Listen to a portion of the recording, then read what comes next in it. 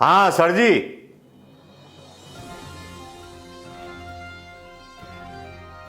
हाँ सर जी, मुर्दे गोदाम में जमा करा दिए हैं। हाँ सारे मुर्दे। हाँ 30 दल हो गए, उनके 24 है, हमारे 30 की गरिमा होती है, वो भी गिरा दी प्रधानमंत्री मोदी ने।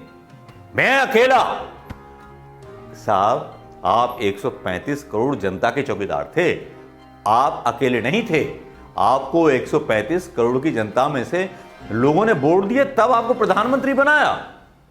तो आप अकेले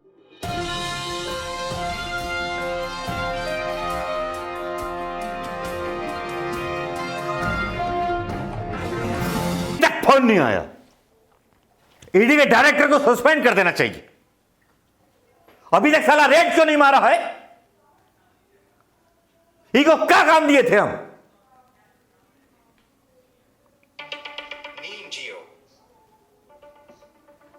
आ गया। हाँ भाई साहिब, जो काम दिए थे पूरा हो गया।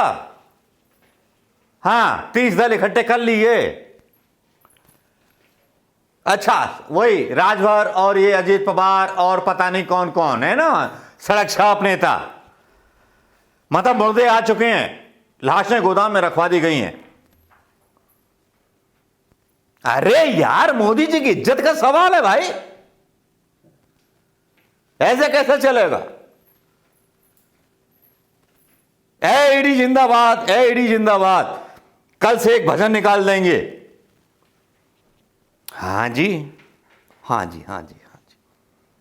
चलिए ठीक है, आपने रिपोर्ट दे दी। अब कॉल किया जाए।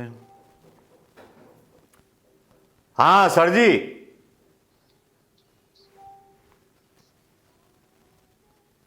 हाँ सर जी, मुर्दे गोदाम में जमा करा दिए हैं। हाँ सारे मुर्दे। हाँ 30 दल हो गए, उनके 24 है, हमारे 30। हाँ अरे सर, ये तो आपकी मेहरबानी है कि हम आपसे प्रेरणा लेते हैं और आप हमें जो है थोड़ा सा एक्टिवेट रखते हैं। सेहत भी अच्छी हो गई है छापे मारने से। जी जी। अरे सर प्रमोशन, हाँ ठीक है सर, ठीक है sir, thank you sir, thank you so much sir. नहीं नहीं सर, ऐसी तो बात ही नहीं हो सकती। सरकार बदल जाएगी तो कोई बात नहीं है सर। नहीं सर, हम तो उनके साथ भी तालमेल बिठा लेंगे, आपके ऊपर ईडी आईडी के छापे मार देंगे सर। वो बोलेंगे तो, लेकिन निकालेंगे हम कुछ नहीं। आपसे तो हमारा संबंध बहुत अच्छा रहा है, आपने सबका साथ निभाया, सबका विकास किया। जी सर, जी sir, thank you sir, thank you very much sir. जी सर। सियासत जहां खुजलाए खुजलाए खिजियाए खिजियाए प्रधानमंत्री मोदी का बयान आता है और दूसरी तरफ राजीव निगम एक ऐसा वीडियो डालते हैं जिसमें बहुत ज़्यादा ये बात होती है कि आज के हिंदुस्तान में प्रधानमंत्री तक को और सबको किस तरह नीचे तक जाना पड़ रहा है। देश देख रहा है एक अकेला कितनों को भारी पड़ रहा है, एक अकेला कितनों को भारी पड़ रहा है। अरे नारे बोलने के लिए भी उनको बदल करना पड़ता है। खुद ये बोलता है जन के फर्ज से आवाज की जवाब देना।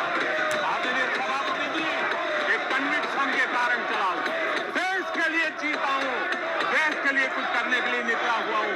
और इस चलिए प्रधानमंत्री मोदी का ये बयान सुन लीजिए, जो बोल रहे हैं मैं अकेला हूं, अकेला हूं, गोरिल्ला की तरह छाती पीट रहे हैं। लेकिन प्रधानमंत्री मोदी ने अपनी इमेज तो खराब कर ली, इंटरनेशनली उनकी इमेज खराब हुई प्रधानमंत्री मोदी की, जो अच्छी बन सकती थी। जो नारा देके वो आए थे, सबका साथ सबका विकास, वहां सांप्रदायिकता का नाम नहीं था। मोदी जी को एक विकास पुरुष समझ करके वोट दिया था हर व्यक्ति ने, हर इंसान ने, हमने भी एक आशाएं देखी थी। क्योंकि राहुल गांधी में इसलिए आशाएं नहीं दिखती थी कि वो कोई जिम्मेवारी लेने के लिए तैयार नहीं होते थे। इसीलिए बीजेपी ने फायदा उठाया और एक ऐसा औरा मंडल बना दिया जिसमें प्रधानमंत्री मोदी फिट होते थे। वो जिम्मेवारी लेने को भी तैयार थे और बार बार बोलते थे, मुझे 100 दिन की जिम्मेवारी दे दीजिए, जिस चौराहे पे आओगे मैं फांसी खा लूंगा। उनके किसी फैसले का हिंदुस्तान की जनता ने विरोध नहीं किया, चाहे नोटबंदी हो या कोरोना काल में मूर्खों की तरह थाली बजाना, सबने मंजूर किया प्रधानमंत्री का वो फैसला। लेकिन अब चल क्या रहा है? प्रधानमंत्री मोदी जो हैं घबराए हुए हैं। वो जहां एक तरफ बात करते हैं कि मैंने देश के लिए काम किया है, उनके जो भाषण सुना होगा आपने, उसमें बोला है उन्होंने कि मैंने देश के लिए काम किया। उन्होंने देश के लिए कोई काम नहीं किया, अदानी के लिए काम किया। अदानी कहां से कहां पहुंच गया और हिंदुस्तान की रेलवे कहां से कहां पहुंच गई, हिंदुस्तान के सरकारी संस्थान कहां से कहां पहुंच गए। काश कि प्रधानमंत्री मोदी ने उद्योगपतियों के लिए ना काम करके गरीबों के लिए, ओबीसी के लिए, इन सब के लिए काम किया होता। आज प्रधानमंत्री मोदी को एक्सक्यूजेस देने की जरूरत ना पड़ती। प्रधानमंत्री मोदी जो विदेशों में घूमते रहे, यह भी इनके खिलाफ एक तरह से नकारात्मक था। सही मायने में तो यह है कि मणिपुर की हिंसा पर प्रधानमंत्री का चुप रहना उनकी सबसे बड़ी हार थी। क्या आप इससे सहमत हैं दोस्तों कि जहां एक तरफ प्रधानमंत्री बोलते हैं, अपने झूठे दावे करते हैं कि मैं अकेला और बाकी सब जो है एक साथ जुड़ रहे हैं, और जो प्रधानमंत्री अकेले हैं उनका मीडिया डिपार्टमेंट, ईडी डिपार्टमेंट उन नेताओं पर छापे मार मार करके भारतीय जनता पार्टी में शामिल करा रहा है, ऐसे छोटे भैया नेताओं को जिन्होंने करप्शन किया है। ये प्रधानमंत्री मोदी वही हैं जो करप्शन के खिलाफ नारा लगाते थे। क्या आज इनके करप्शन के बारे में कोई गोदी मीडिया बात कर सकता है? नहीं कर सकता, क्योंकि उद्योगपतियों जिनको प्रधानमंत्री मोदी ने खुद करप्ट मामले में अब मैं क्या बोलूं, सबूत तो किसी के पास है नहीं, ना राफेल के पास राफेल के सबूत हैं, ना किसी चीज के सबूत हैं। तो प्रधानमंत्री मोदी जी को भ्रष्ट बोलना सबसे बड़ी गलती होगी। लेकिन प्रधानमंत्री मोदी खुद इशारे कर जाते हैं कि वो भ्रष्ट है। भोपाल की राजधानी में आज जब मैं सेक्रेटरीएट में घूमा, तब मुझे एहसास हुआ कि मामा जी की जमीन भी हिल रही है। मामा जी दिन पर दिन नई घोषणाएं करते चले जा रहे हैं अपनी सीएम की गद्दी बचाने के लिए। कांग्रेस का यह हाल है कि कांग्रेस के नेता ऑफिस में नहीं, जमीन पर मिल रहे हैं। लेकिन प्रधानमंत्री मोदी का एक खिसियाए हुए अंदाज में ये बोलना, वो मुझे बिल्कुल अच्छा नहीं लगा। कॉन्फिडेंट नहीं लग रहे थे प्रधानमंत्री मोदी जी। उनकी बॉडी लैंग्वेज जो थी बहुत खराब थी। ऐसा लग रहा है वो 5 साल पहले का, 4 साल पहले का रोना रो रहे हैं प्रधानमंत्री मोदी। अरे एक प्रधानमंत्री होता है, उसकी गरिमा होती है, जिले इलाही की गरिमा होती है।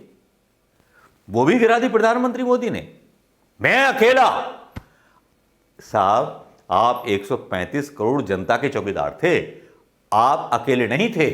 आपको 135 करोड़ की जनता में से लोगों ने वोट दिए, तब आपको प्रधानमंत्री बनाया। तो आप अकेले कहां से हो गए?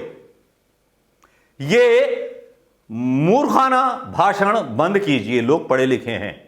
आपकी आरएसएस शाखा के वो अनपढ़ बुद्धू नहीं हैं जिनको व्हाट्सएप यूनिवर्सिटी से आप जो है जो भी ज्ञान बांट दो वो मान लें, और मान भी लेते होंगे लोग, क्योंकि जितने लोग आपको सपोर्ट करते हैं उनका इतिहास कभी सब्जेक्ट रहा ही नहीं। इतिहास इस डर से छोड़ देते थे लोग, क्योंकि इतिहास में तारीखें, कौन कब सम्राट बना, कब क्या हुआ, ये याद रखने से बहुत डरते थे। आप अपना एक सपोर्टर ले आओ जो इतिहास के बारे में मुझसे बहस कर सके। लेकिन प्रधानमंत्री मोदी, आप जिस तरह से खिसिया रहे हैं, वो मुझे लग रहा है आपकी हार की निशानी है।